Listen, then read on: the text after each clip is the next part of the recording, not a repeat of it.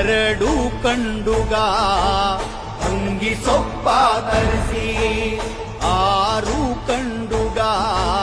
ಹಸಿ ಸುಣ್ಣ ಬೆರೆಸಿ ಅಯ್ಯ ಸಿದ್ಧಪಡಿಸಿದ ರಸವೋ ಅದು ನಾಗರಾಜನ ಇಸವೋ ಸಿದ್ದಯ್ಯ ಸ್ವಾಮಿ ಬನ್ಯೋ ಮಂಟೇರ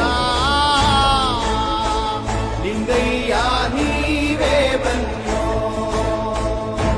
ಅಯ್ಯ ಬಾರದ ಪಾವಾಡಕ್ಕೆಲ್ಲ ಒಂದೊದಗೋ ಘನ ನೀಲಿ ಸಿದ್ದಯ್ಯ